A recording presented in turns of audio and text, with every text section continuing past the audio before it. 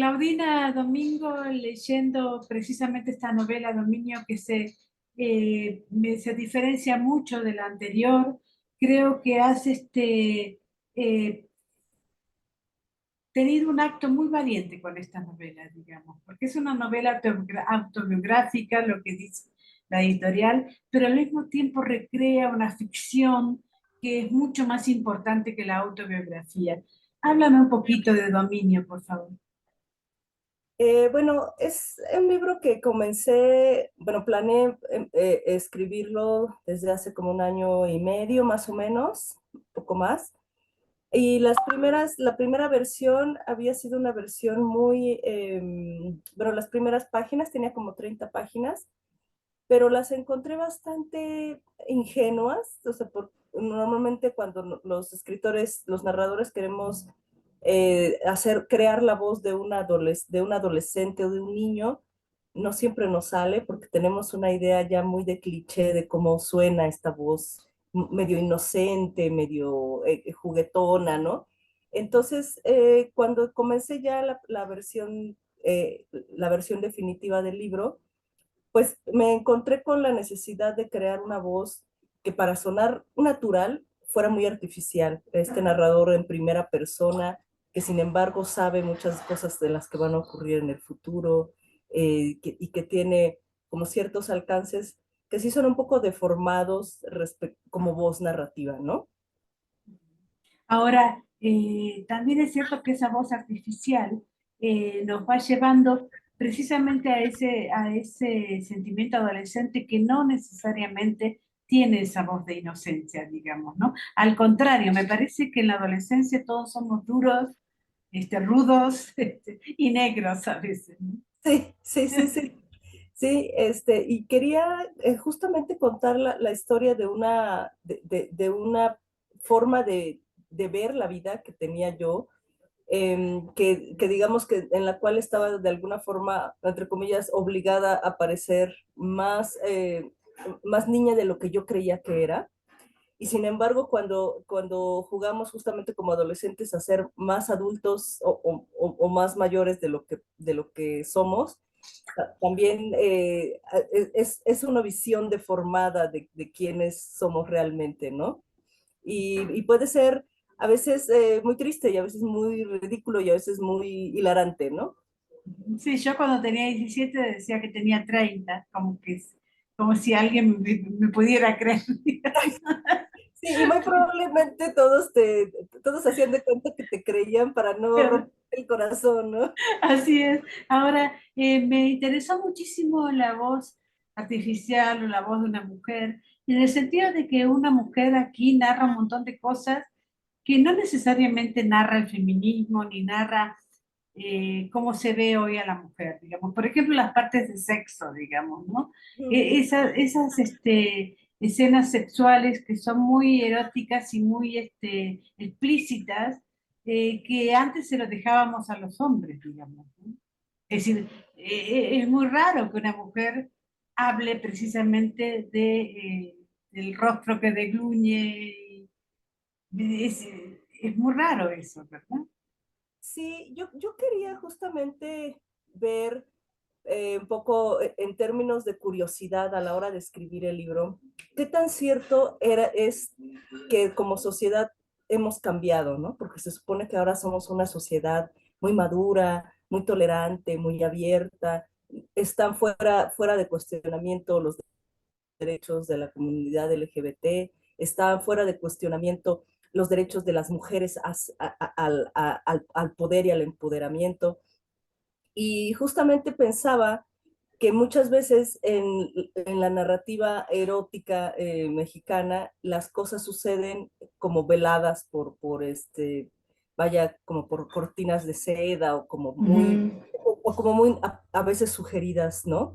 Digo, están los dos extremos, ¿no? Unas veces es nada más muy sugerido y en otras ocasiones, que normalmente eso lo hacían los hombres como desde cierta escritura underground, muy guarro, ¿no? Pero justamente había y esta literatura como guarra del underground tenía justamente, sí, eran sobre todo hombres y eran también una postura de vida, no solo una forma de escribir, ¿no? Y entonces yo quería ver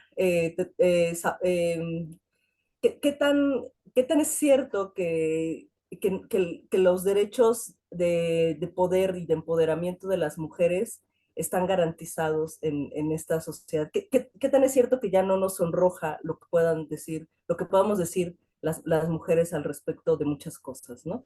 Porque yo creo que el gran cambio consistirá poco a poco en que la relación sexual no es el amor, que es lo que tú te preguntas ahí, digamos, ¿no? Ujú. Esto es el amor. Nosotros creo que hemos disfrazado muchísimo el tema del amor con el tema del sexo, probablemente por pudor o probablemente por miedo, pero poco a poco se va viendo que la vida es una gran escena pornográfica, ¿no?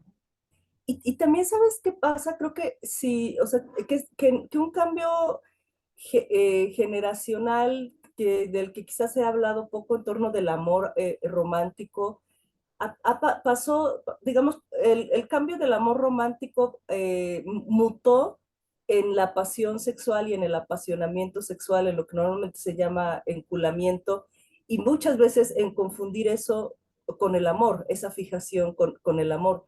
Y creo que a mi generación, que digamos, que todavía las mujeres que nacimos a principios de los 80 tuvimos que explorar nuestra vida sexual, digamos, a escondidas de los padres, de la gente, ¿no? Creo que eso es algo que ocurre menos ahora con los adolescentes, porque ya es algo como muy natural que en muchos ámbitos que el novio de la niña, de la muchacha adolescente se queda a dormir en la casa o que la novia se con el chico, ya no se ve mal, ¿no? Todavía a principios de los 80 eso era impensable, ¿no? O sea, era como, no. Sí. Entonces una tenía que vivir su vida sexual a escondidas.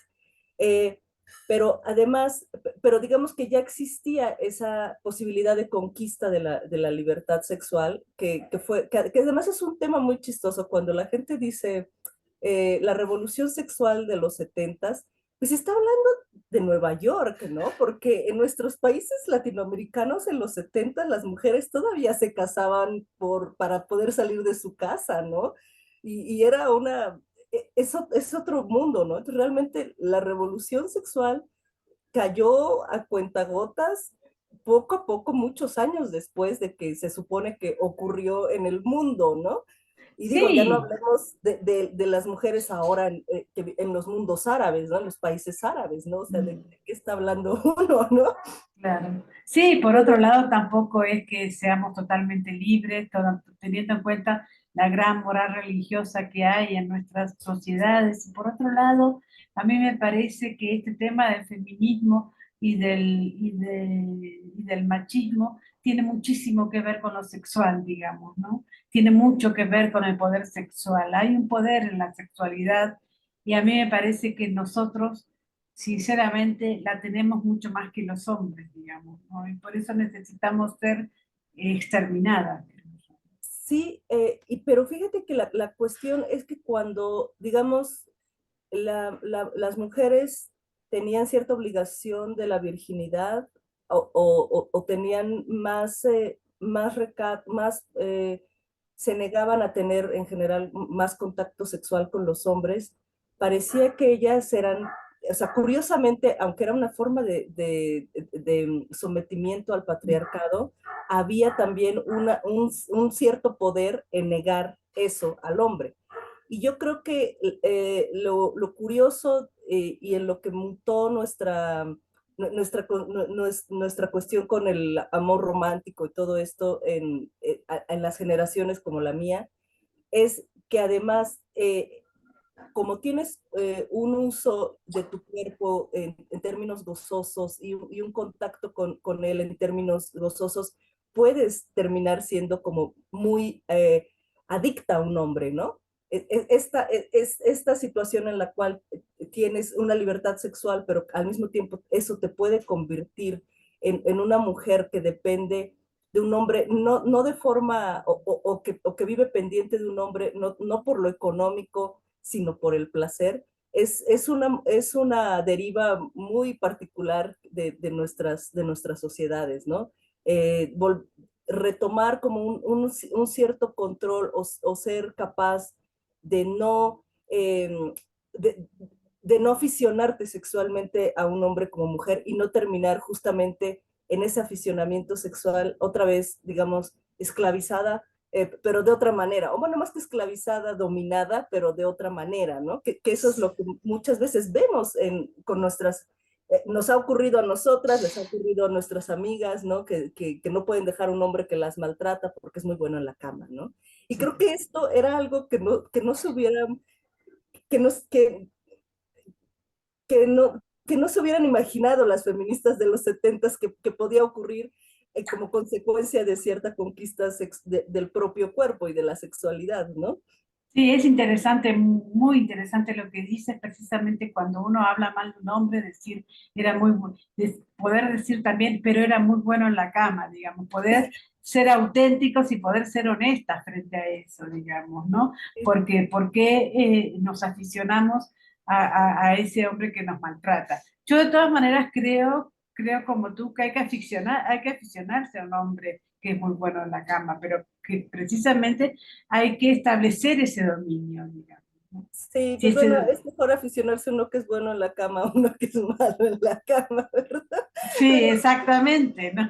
Porque bueno, si no tengo mi gata, quiero decir, no para amarla, pero lo que quiero decir es que el tema del dominio, que es como tú llamas a la novela, es Ajá. realmente la raíz de esta historia.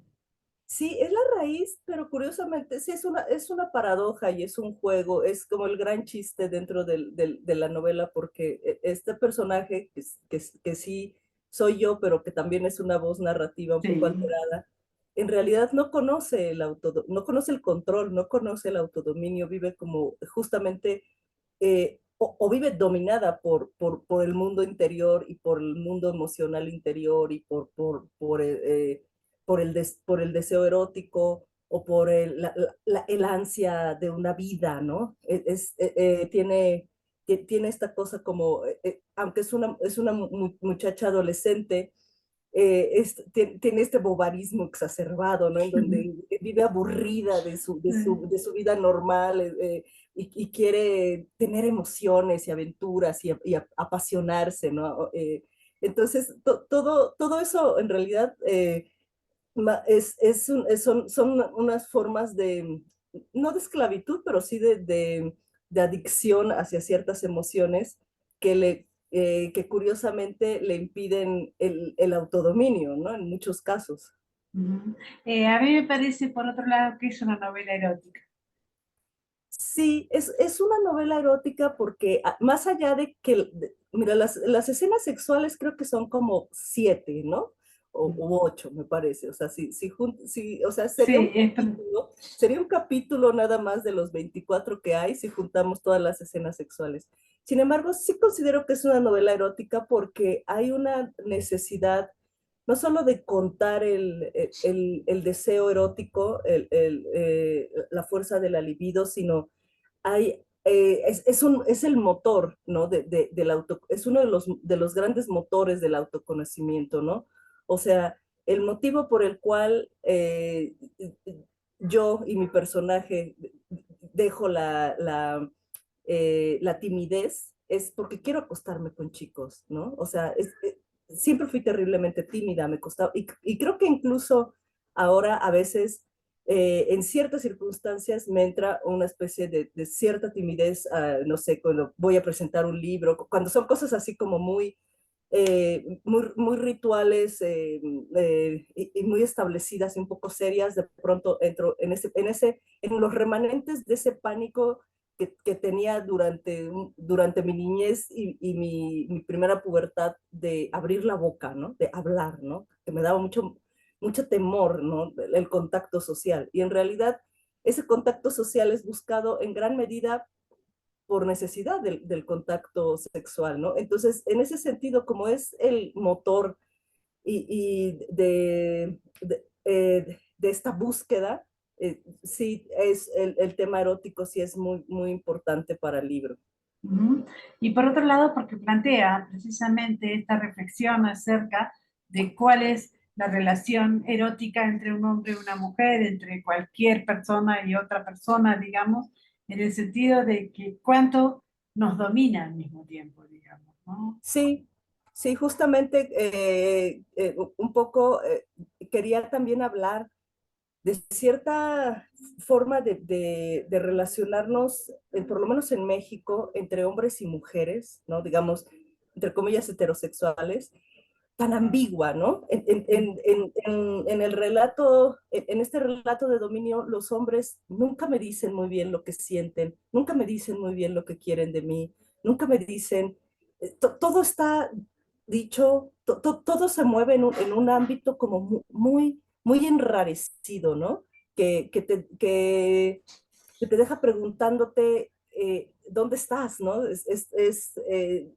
En qué, quién, incluso quién eres para la otra persona, cómo te mira la otra persona. De pronto hay una incapacidad como de comunicación con estos hombres, algunos mayores que yo, que tú pensarías que, pues no sé si es, quizás muy mexicano, ¿verdad? Los mexicanos somos más dados a no, las mexicanas, a no decir todas las cosas claramente y andarnos con rodeos.